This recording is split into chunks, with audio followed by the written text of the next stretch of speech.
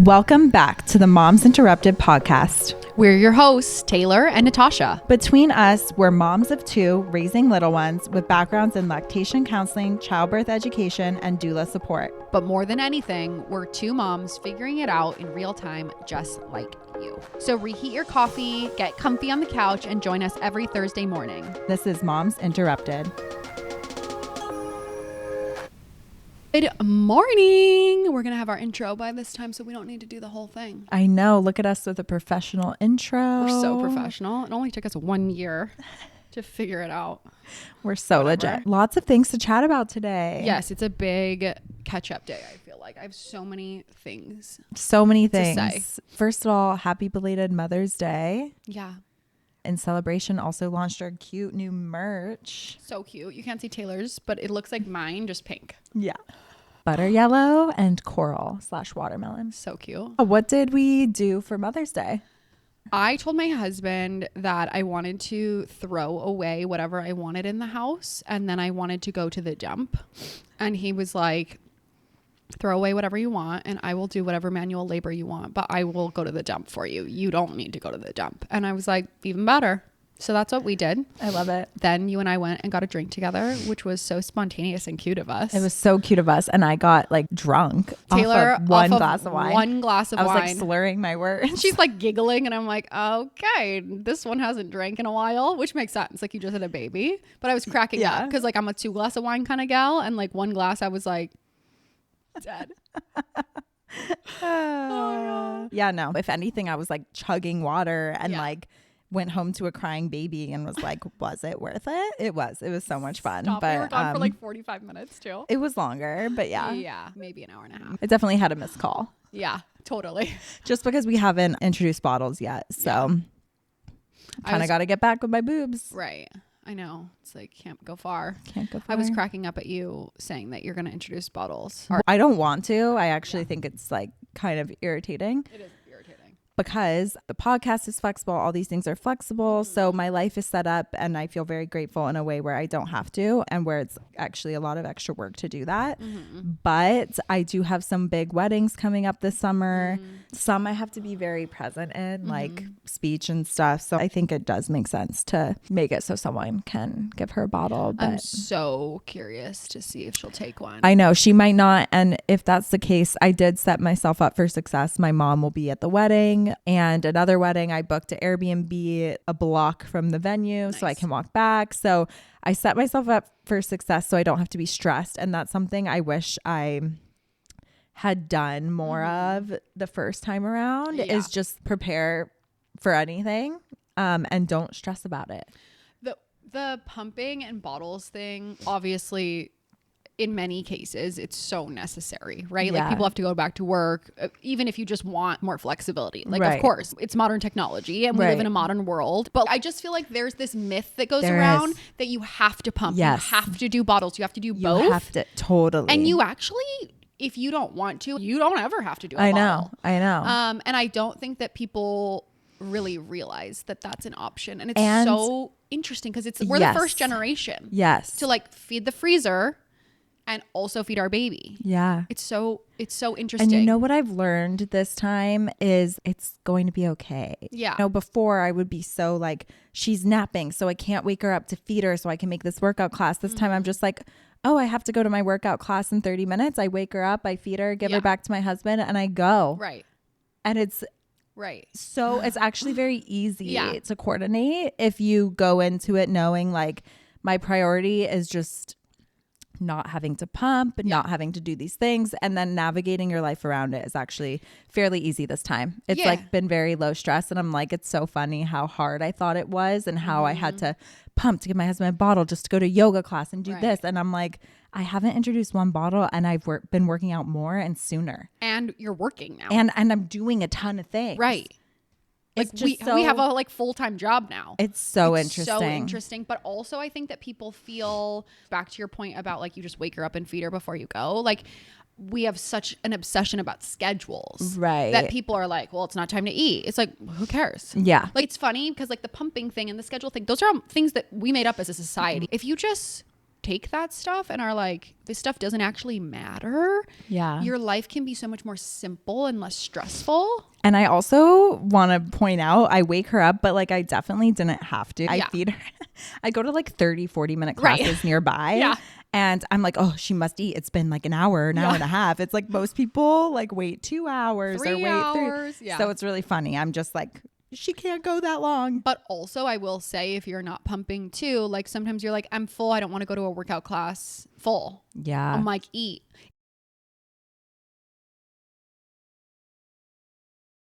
It's a symbiotic relationship. Right. I'm not the only one who's ever done this, but like wake her up in the night because my boobs were hurting. Okay. This is not spoken about enough. Yeah.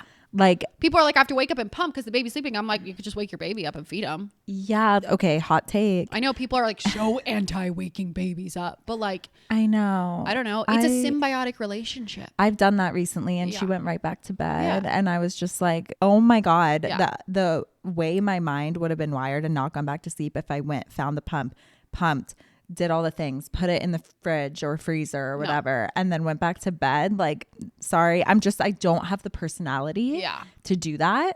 And maybe it's a flaw, but I could not do that. And I wouldn't go back to bed because I'm such a light sleeper. That's the other, like I saw something recently, like some video, and it was like the baby sleeps in the bassinet in the room with the parents. And then in the middle of the night when the baby needs to eat, she goes to the nursery and sits in the rocking chair to feed the baby. And I was like, oh my God, we're making things so much more complicated. Why bring the baby into the bed to eat? Sit right there, like barely open your eyes, and then you could put him back in. I don't know. It's just I actually like don't leave the bed at night. Yeah, me either. Unless I have to pee. Yeah. But like I have the diaper thing on that. Like I have a king and it's me and the baby. Yeah. And I have like diaper changing stuff on one side. I used to just have a towel on the bed and do like next to me and do the diaper change there. I don't even have a towel. Yeah. Yeah, like whatever. I do so there's like the sneaky slide out. Yeah, me too. I slide it under while the other one's still there. And then I'm like, why do you need a towel? Yeah, you do the diaper underneath the diaper that's on. Yes. And that's like your extra layer of caution. Yeah. And then of course, if that one gets like the changing table girlies are going to come for us. Oh my God, the changing table girlies hate us. Changing table gate 2025. Never forget. Never forget. We said hot take. You don't need a changing table. And people came for us. People were like, 1, disgusted, and 2, how could you do that to your back, and 3, like, you're wrong. There were so many haters. The back one on that. is fair. Yeah, but that's if you're like kinda. That's if you're like if you're in bed, you can be sitting down. You're changing. sitting. Yeah. I don't know. I don't know either. I still stand by it. I stand by it too. I'll never have a changing pad again. Yeah. Changing table, changing pad. It's just not. Well, especially not one that's expensive. It's like just get the $15 one anyway. I'm sorry. Use a towel. Like, let's move on. Yeah. It's washable. Use a towel. Like, we're making things more. I know. Think of the cloth difficult. Diapers. Like, I'm sorry, but think of like 50 years ago. Yeah. Anyways. Unreal. Okay. I had a few things to talk about. Okay. Hot take. Working out before having kids is child's play. Oh yeah. It is like when your body's your own. I am at Pilates with these 20-year-olds who have not had children. Yeah. And I see them staring at me my 8 weeks postpartum, like, why can she not do a full sit-up? Come back to me when your body has been ripped open 2 times. And like, it is so, no one talks about how your body literally feels like rubber postpartum. Just jello. It feels like rubber jello. Yeah. For months and months and months. Like I'm 10 weeks actually today. That's so early still. You just said still. You're so early still. I'm 10 weeks. I go to a workout class and I feel like those things that blow in the wind outside a gas station and are like, yeah, that's what I feel like. Yeah. It's crazy. Yeah. I mean, your body is like putting itself back together. Yeah. Literally. And what's so interesting is I will never forget this. I saw this recently about how dad bods are fully embraced and it's like a funny joke and it's cute and it's endearing. And yet when a woman is postpartum, it's like people don't want to see her. Also, can we point out that dads don't get pregnant or give birth? So like, why is their body changing and it's like cute? And my body literally created life and it's like, ugh. Go bounce back. The minute you're postpartum, it's like you're not supposed to be seen. Yeah, it's like, ew. That's what it feels like. Yeah, it's like lose the weight. It's just something I've been thinking a lot about. I'm like, why is the dad bod cute? It's you never hear the postpartum bod cool. Yeah, have you ever seen someone be like, I love how sexy your postpartum body is? I've never seen anyone say that before. And people are like, I'm into dad bods. I have multiple friends, single friends who are like, yeah, I like dad bods. Totally. But no one is ever like, I like mom bods. Yeah, I've never heard. And we're the ones actually going through real physiological, biological changes. I mean, come on, give us a little bit of credit where it's due. Yeah, that's actually so messed up that dads are getting any credit. Yeah. Your part takes 30 seconds. Okay, moving on. Okay. So my catch up is that my husband took our son to visit his parents this weekend. And you want to talk about things that are child's play? Having one kid is child's play. I have just the little one with me right now, and we're straight chilling. Yeah. And she's not a good sleeper. It took her an hour last night of me like trying to get her to go to bed. She was up from 1 to 2 in the morning. We woke up at 6. She's not like my easy kid, you know? Yeah. And I'm like having my coffee in peace and like getting us ready together in the bathroom. And we're like singing a song. When my son and my husband are home, it's like, get your shoes on, walk the dog. Can you get that one dressed? I already got him dressed. What are you doing? Lunch boxes. We got to go. We're going to be late. Someone's crying. You know what this thing makes me think of is all those like experts that talk about how rushing your kids is like bad for their mental health. Give me a break. I'm like, oh my God, give moms one more thing to be like, everyone's trying to rush their kids to school. It's like, what are you supposed to do? I'm sorry. Or so-and-so appointment. Like I had to rush her to her pediatrician appointment. It started early. Those people don't have kids. I'm like, also like, shut up. Stop making things up. Like, I just don't, I just don't agree. Learn how to be punctual. Well, learn how to be punctual. And also maybe it's not rushing, but like we live in a society. Like we have things to do at certain times. Like they need to learn that it's just not like la-di-da, we'll show up when we show up. Like I think that's doing your children a disservice. Right. Because then they're not responsible and like aware. How are they supposed to be in a corporate job or anything? Of other people's time. So like, maybe they should have a little anxiety to like get things moving. And also if you feel that way, you can wake them up earlier or whatever. It's like, what? I don't. Yeah. Anyway. And also, no, I'm not doing that. So yeah, we're going to rush a little bit. And when I've told them to put their shoes on for the 47th time, I'm sorry. I'm going to tell you to hurry up because just shh. I am rushing my toddler all the time and I'm not going to feel bad about it. Like we have places to be. I'm not. That's the thing. I'm not going to feel bad about it. Yeah. I refuse. I actually take that advice and I'm going to kick it out the door. It's not for me. I'm so glad I brought that up. It's not for me. Yeah, I agree. But the other thing I was going to say about my husband and my son being at my in-laws' house and me just being home with the baby is that, when does it end? Me feeling sick being away from my kid. Like he's 4.5 and like he's in great hands. My in-laws are incredible. You like to be with your babies though. Yeah. But like he's still your baby. Yeah. And they drop everything to be with him. My husband's there. Like everyone's good. Like I'm actually like not worried. Yeah. But my mommy bear instincts are like too far away. Like what if something happens? Like you can't just get there. You know, it's like a 4-hour drive, like too far. And I just wonder if that ever stops. And it had me thinking like when your kids are adults, do you still feel sick that they're not in your house and like crazy? I don't know. Obviously, like there's a big difference between 4 and like 20, but I just wonder like, does that ever stop? Yeah. I remember taking one of my first girls trips and I was texting my husband like, oh, but what was his poop like today? Yeah. Like, was it normal? Or was it, he's like, I cannot believe you were in Mexico City with your girlfriends texting me about your son's quality of poop. Yeah. Like, come on. No, I can't help it. No, I care. I need to know. I want to know. Yeah. I FaceTimed my husband and my son and my in-laws this morning. And I was like, have you brushed your teeth yet today? Are we brushing our teeth before bed and in the morning? And my husband is like, yeah, we got it. Thank you. Like I'm his father. And I'm like, I know, I'm just checking. And he's like, we're good. We're brushing our teeth. Thank you. I just can't help it. I can't help it. Even when he's in the home. No. I'm like, did you brush his teeth? Yeah. Well, of course. He's like, they're baby teeth. They're going to fall out anyway. myth, right? You still have to brush teeth. Well, yeah, of course. And like you can get cavities and like abscesses from in baby teeth. So I actually know someone who just had to have a baby tooth pulled because there was a cavity with an abscess. Can you imagine on your baby? And then you have to get put under. Yeah. Anesthesia. Yeah. Yeah. No thanks. No. So we had a lot of spillover questions from some of the question bubbles we did on Instagram, and we decided to separate them. So last time for our 50th episode, we did a lot of the fun ones about us, like and more personal questions about us. Yeah. Like, how old are we? Anyway, so there were a ton of really good educational ones that we pushed to this time, and we're going to answer those.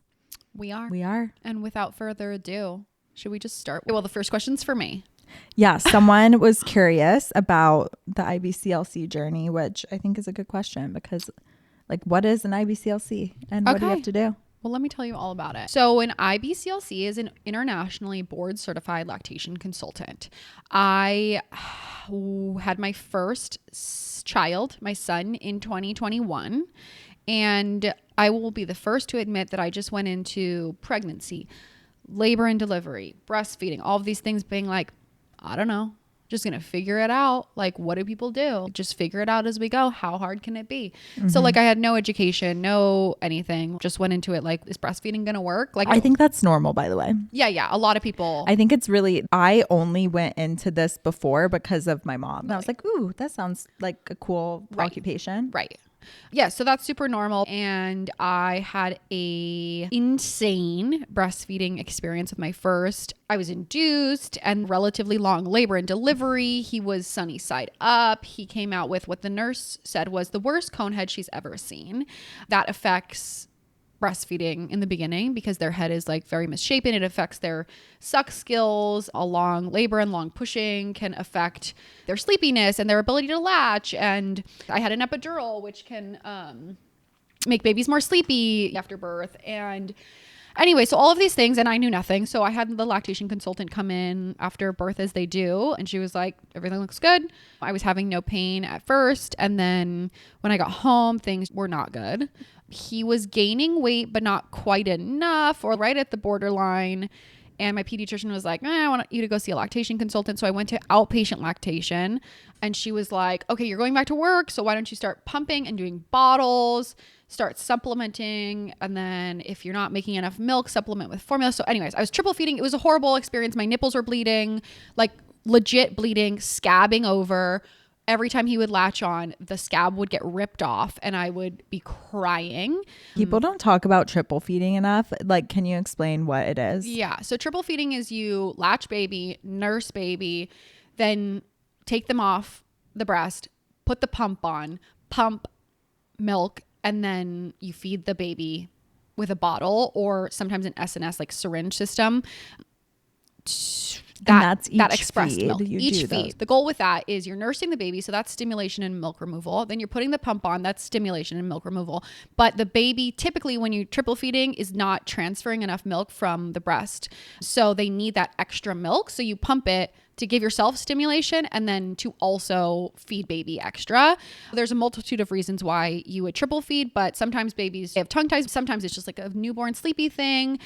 Triple feeding should always be temporary, always. It's not a long-term thing. It's just like... Yeah, I hear of some people doing it for weeks. And I'm just like, oh my God, that person needed a follow-up and no one ever followed up with them. That's why I'm so passionate. Well, so many reasons why I'm so passionate about lactation, but that's one of the reasons. I'm like, people need to know. But in lactation, our two goals are feed the baby and protect the mom's milk supply. So every dyad that we see, feed the baby, protect the milk supply. So when we're triple feeding, we are feeding the baby and protecting the milk supply. That being said, it's not a long-term plan. So anyways, back to my story. It was awful. And my mom was like, why are you doing this? Like, you don't need to do this. Like, just do formula. Like, it's like, this is awful. Because every feed was like an hour. Right. And then we would sleep I can't imagine. We would sleep for 1 hour, maybe. And then it would start over again. I wasn't sleeping. Like, my nipples were bleeding. It was awful. Baby was barely gaining enough weight. And I was like, I don't know. Like, I don't know. So I was supplementing with formula. I was pumping and then it was like also formula. Like, I don't even remember. It's all a blur. Right. But anyway, I kept seeing a lactation consultant. And things started to get better. I told myself, I'm going to give it 8 weeks.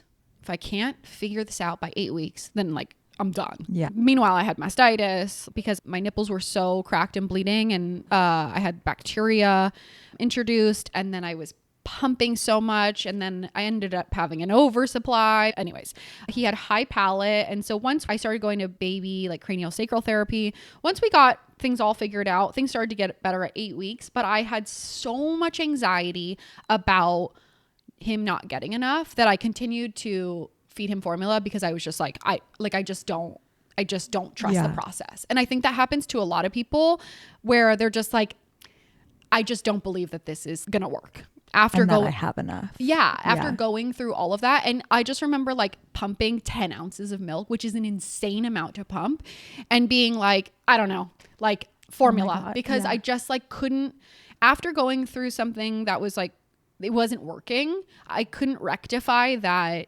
just breastfeeding alone was going to work. Yeah. So like I would pump, I would do bottles of breast milk, I would do formula.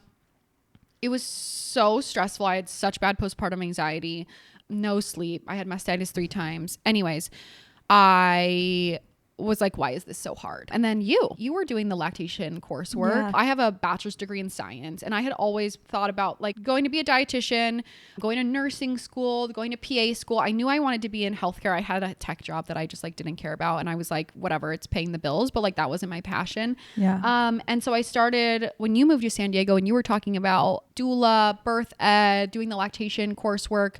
I was like, oh, I should look into that because I want to help moms. Yeah. I feel like once you become a mom, you're like, I just see moms now. I see babies now. I just want to help moms and babies. So anyways, I was like, I should look into this because I want to be in this like mother baby world. Yeah. And anyways, long story long, I did the lactation education counselor coursework.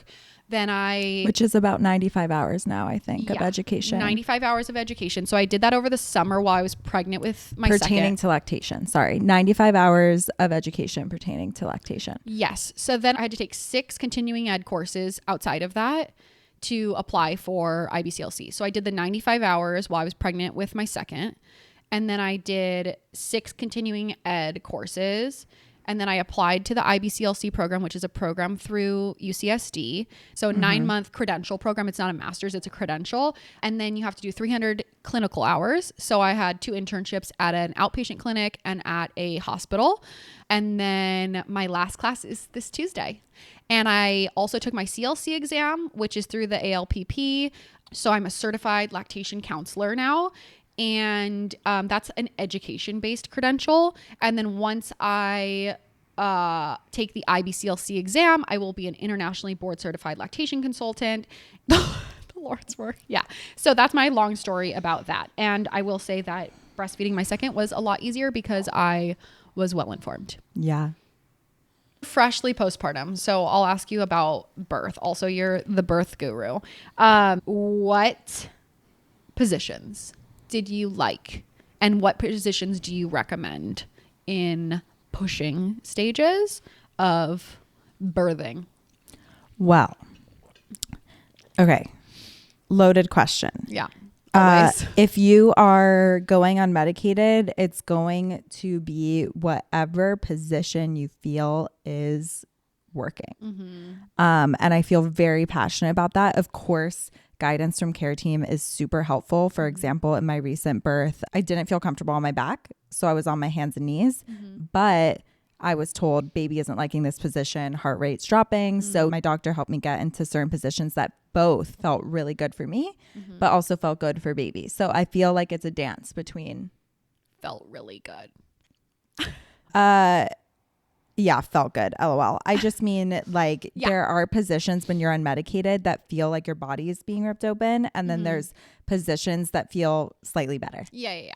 Totally. Feel like they're like working with you instead of against you. Yes. Positions are key. They really can make or break your birth. I feel very passionate about that. So if you are medicated, same thing, nurses or doctors should be able to get you into good positions. I feel really passionate about people asking if your provider is a spinning baby aware practitioner. Oh, cool. Because a lot of nurses are getting that credential. And they know what's up. They Yeah. know what positions to put you in, what positions are more practical for baby coming out in a more seamless way.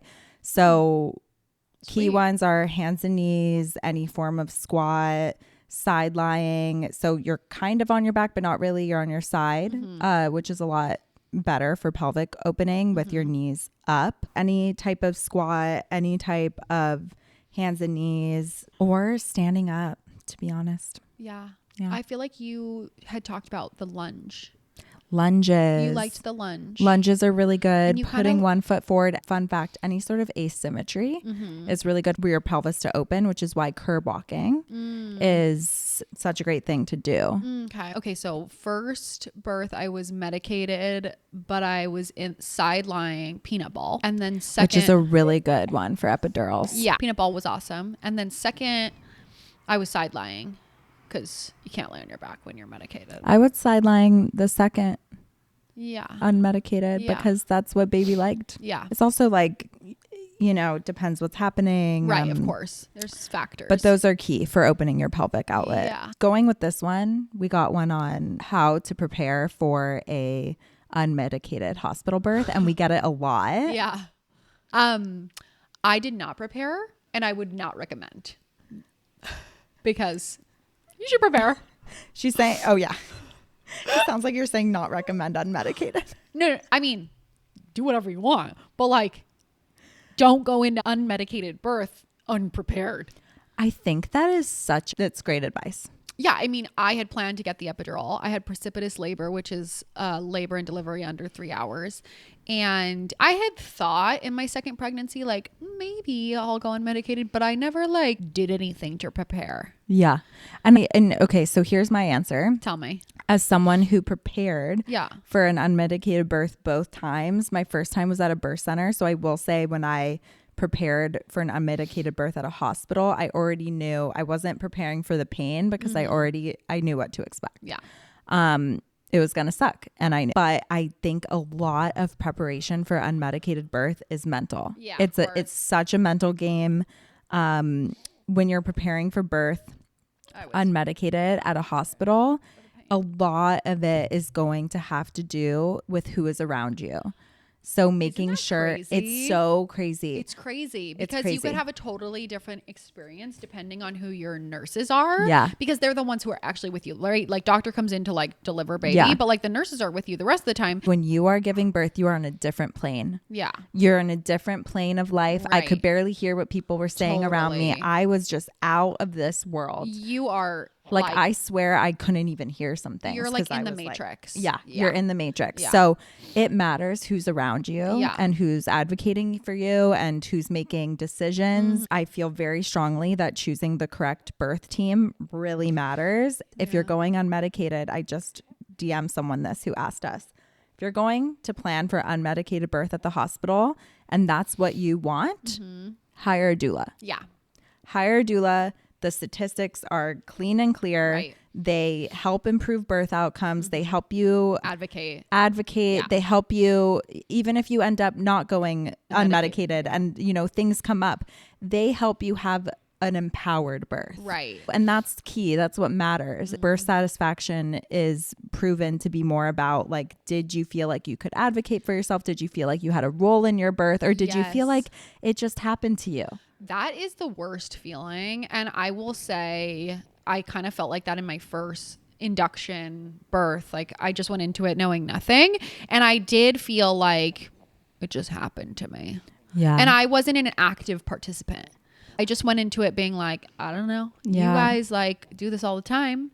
Yeah. And then I kind of left it being like, I wouldn't do that again. I want to be more just active, involved. Yeah, more of a participant. Yeah. Yeah. Because then even if you're getting interventions, you feel like you chose that and you knew what was behind it. Exactly. Yeah. And you knew like why. And it's hard when things are happening in birth. You're not really like paying attention. Yeah. And people are telling you things, but it's like you can't have a real sit down conversation. You can't. You And can't. be like, these are the risks and benefits. You're kind of like, I don't know, like, it hurts. Yeah. You know? Yeah. That's my number one. Hire a doula. Hire a doula.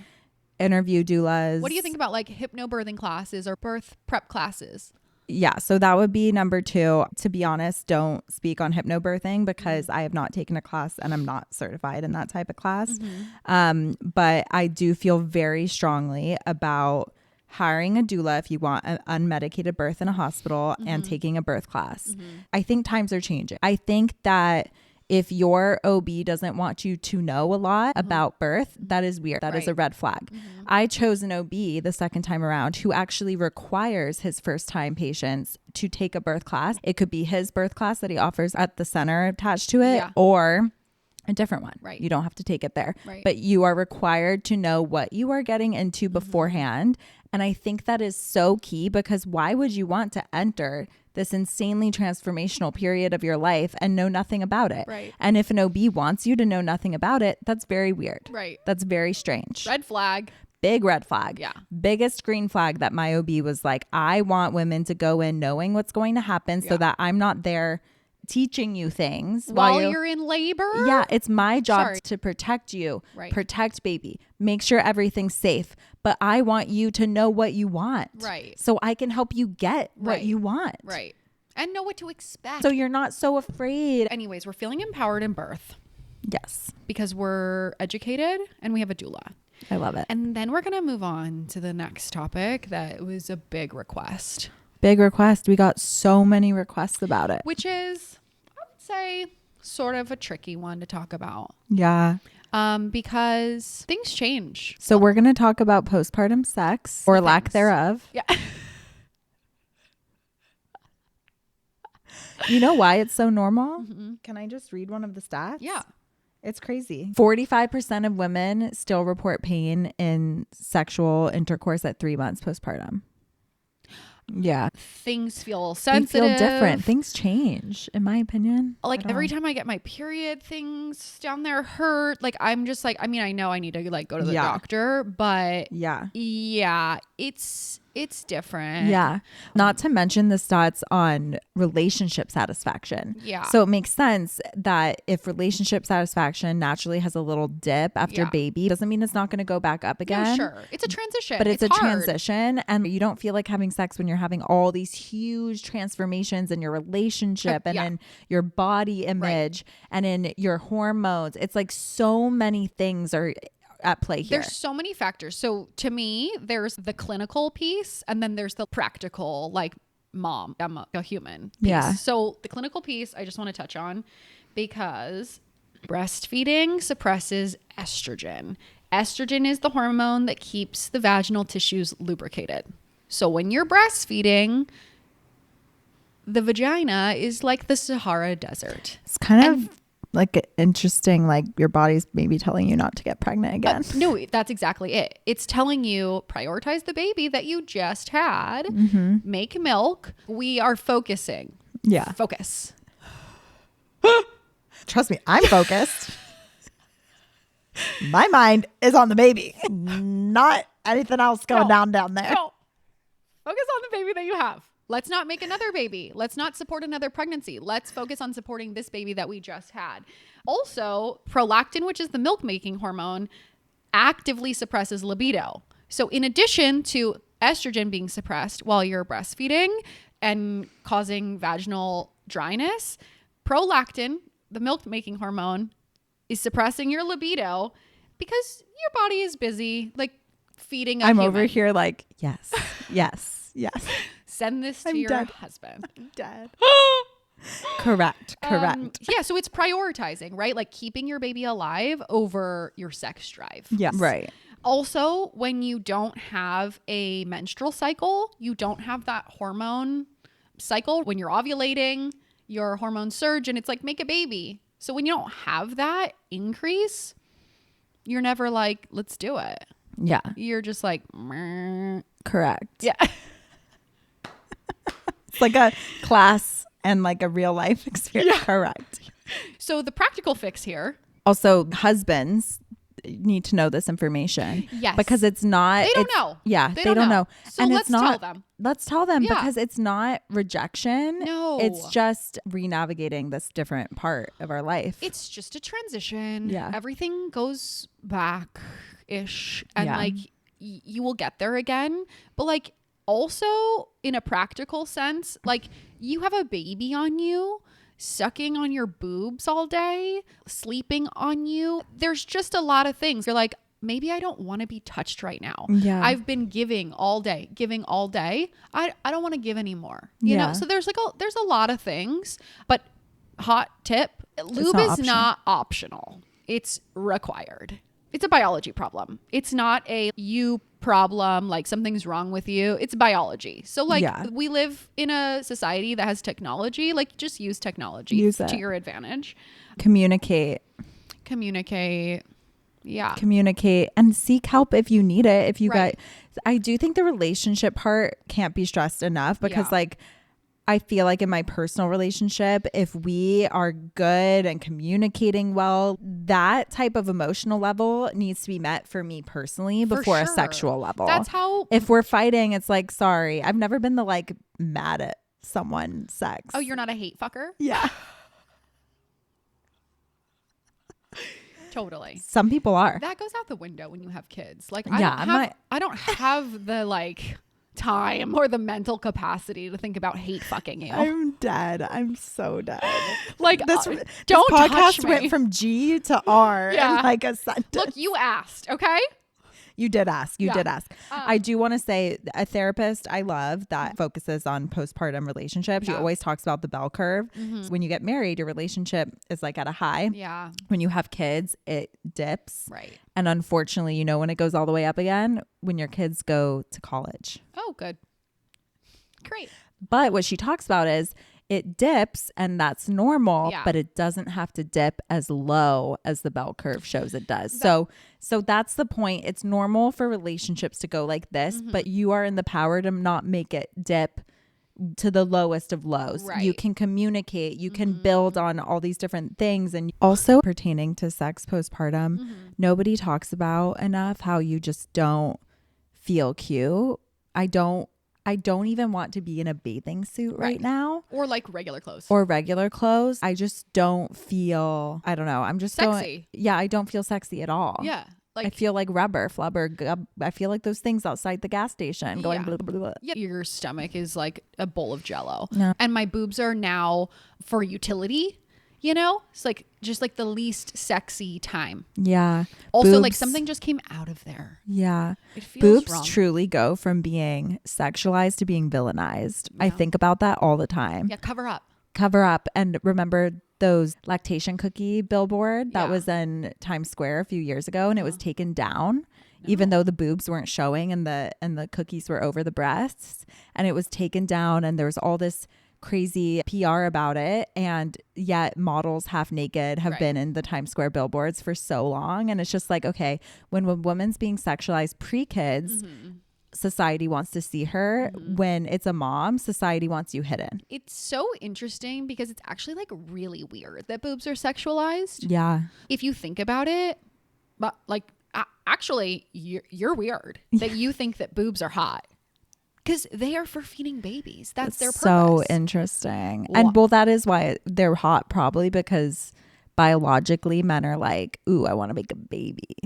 I saw an interesting stat that said men like big butts because your DHA is stored in your butt tissue. And so like something about they know instinctually that you're smart if you have a big butt. And I was like, wow. I'm so smart. So smart.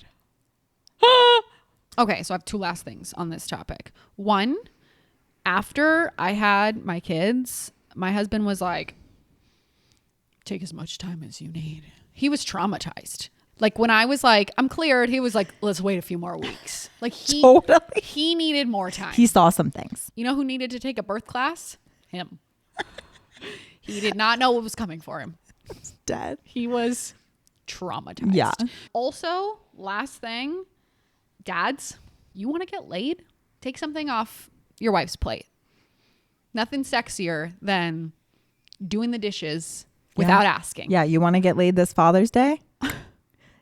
Pick up a sponge. No, truly. Totally. And don't make me ask you. Yeah, don't. Do something nice. Yeah. It will pay off. Uh-huh. That's what I have to say about postpartum sex. I love it. Okay. Best tip for getting a toddler to leave the park who is tantruming. Okay. So my number one tip for like these kinds of things is no negotiating with terrorists. We don't negotiate with terrorists. That's what you learn. So you're the boss of your household. And I like to give warnings. So 5 minutes until we're leaving the playground. Yes. 3 minutes until we're leaving the playground. 1 minute until we're leaving the playground. It's time to go. You're having a tantrum. Check them over your shoulder. I'm in charge. I gave you a warning. You are allowed to be upset about it. We're not negotiating. Love it. End of story. Question for you. Best tip for traveling with a baby? Take off. Boob. Hungry. Boob. Bored. Boob. Wants to get out and move around. Boob. Landing. Boob. Boob. Boob. Boob. Boob. Boob. Boob. Boob.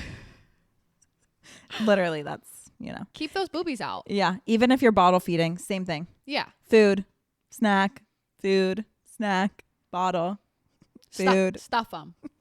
There's no rules on travel days. No rules. You want to eat. Yeah. That's my... You want the cheddar bunnies? You get the cheddar bunnies. I don't care. I saw this thing recently on social media real quick, and it blew my mind. Tell me. Most chefs in the world are men, which is a paid job. But when it's at the home and it's unpaid, it's usually the woman cooking and cleaning. Interesting. Isn't that an interesting take on that? The patriarchy. It's the patriarchy. Yeah. Okay, we're going to play a mom talk. Thank you guys so much for continuing to submit them. They're so much fun. Yeah. I actually don't know what one we're playing today, but Natasha does. So I'm surprising Taylor today. We're just keeping things interesting over here. Let's do it. Okay. Hi, ladies. Hope you're doing well. Thanks for all the work that you do. I'm just wondering if you could touch on pregnancy a little bit more, and specifically around anxiety, intrusive thoughts, worries about whether the pregnancy is progressing, for example. I maybe missed it, but I know that Taylor had mentioned a few times that she was anxious about how the pregnancy was going. And so my situation is that I am in the early weeks of pregnancy, so before 12 weeks, and I have a medical background, so I'm kind of like overanalyzing things, but just kind of like symptoms are fluctuating, and then you're immediately like, is something wrong? Is this just how it's supposed to be? And I haven't been like too sick, but I definitely have symptoms, for example. I know I'm not alone in this. And then I work kind of within the neonatology field. So I have a lot of colleagues who, for example, get anxious thoughts when we hit that like viability date. So that's from 22 weeks in Sweden. And just because, we see what happens to these patients when they're born, these babies when they're born. And it just, as much as you would really want to be able to have a pregnancy go to term. So for a lot of my colleagues, that's like the most stressful period is kind of weeks 22 to 28, where some people maybe celebrate viability. And then, of course, like anxiousness about stillbirth and everything else. So, yeah, I don't know if that could be something you could maybe talk about if that was something you experienced as well. Thanks so much. Oh, my gosh. Wow. First of all, congratulations on your pregnancy. So exciting. The first thing that came to my mind, and I'm curious what you think, but I saw something recently that said that women in like high achieving jobs are the most anxious mothers because they're used to things being a certain way, right? Like you work really hard, you try really hard, and you get a really good outcome. You're used to being in control. You're used to like getting awards, promotions, all those sorts of things. And I thought it was really interesting because I relate to that in the sense that like I felt so out of control in pregnancy and postpartum, and it gave me a lot of anxiety. Yeah, that all makes sense. The first thing that came to my mind is something that, she's in this profession where she sees the viability age and when people are born before that and what that looks like. Something my midwives always used to tell me, which is doctors that work in the ER and work on really scary births tend to start to think of all births as scary. Right. And it makes sense. It makes sense, but you're around. Yeah, she was like feels like the norm. Yeah, she was like midwives are much more inclined to see see scary things happen and think that's abnormal, Right. and, you know, think about how things usually don't go that way. Right. And so it made me immediately think of how, of course, that makes sense when you're seeing that you, oh my gosh, I mean, that must be scary. Super scary. And I can't imagine. And yes, I dealt with a lot of anxiety. A lot of my anxiety, though, weirdly, was not about the pregnancy. It was about the birth. During the pregnancy, I was having the anxiety, but it wasn't about the pregnancy, which I just want to acknowledge is like a different type of anxiety. So I wasn't quite experiencing what you were experiencing. I do feel like pregnancy in general is so anxiety ridden for everyone. You know, it's like, oh, gotta wait for the first scan, wait for the second scan, wait for viability, wait for this, wait for this. And then you start to get anxious about birth. You're not just sitting there being like, oh, I'm growing this human. It's much more complex than that. Right. A lot of waiting. People don't talk about that enough. Yeah. I had a lot of that in the first trimester too. You would get an hour or something of relief from your nausea or whatever symptoms you're having. And then you're like, oh no, is something wrong? Yes. So you're like relieved that you feel better. And then you're like, oh no. Yeah. And we are having technical difficulties with our video. So we're just going to wrap this up real quick by saying our last few thoughts here off camera. There's so much anxiety around pregnancy. Well, starting with trying to conceive, pregnancy, birth, postpartum. And we just want to let you know that you are not alone. Yeah. I think everyone has these feelings to some degree throughout the experience. Yeah, definitely. And I think that, to your point, Taylor, working in a profession where you see a lot of preemies, you're in neonatology, that starts to feel like the norm. Yeah. And it's really hard to get out of that and have perspective about that when that's your... Yeah, definitely. And we're here with you, and keep us updated on your pregnancy. Yeah. And I do think talking about it Yeah. helps. So I don't know. I think you mentioned that you're in Sweden. I don't know what kind of support groups are available there, but finding a community, maybe like a different community too. Yes. Like get out of the current space that you're in. Don't double down and join a group, you know, with like your coworkers. Yeah. Maybe find something outside of that Yeah. as like a perspective change. Yeah. Even just going on a walk with girlfriends who are pregnant too. Yeah. I think that kind of stuff helps, but also just like saying it out loud helps. So Saying thank you it for out loud. sharing. And we are here with you, us anxious girlies. We got it, but you got this. Yes. Yeah. And soon you'll be like me with a little baby on your chest, and it'll all be behind you. Yeah. Yeah. But it's a journey. It is. Yeah. Thank you guys for listening. Thanks for sending us mom talk messages. Yeah. So fun to hear from you guys and chit chat. We love hearing your voice. You're probably sick of our voices. Totally. So I am. Me too. Thanks for hanging out with us today on the couch. If you love this episode, and we know you did, make sure to follow Moms Interrupted on Spotify, Apple Podcasts, or YouTube so you never miss an episode. And if you have 2 seconds, rate us 5 stars. It helps more moms find the show. And helps us keep growing this thing without charging moms. Yay for moms! Share this episode with a friend, your group chat, or any mom who needs it. We'll see you next Thursday on the couch.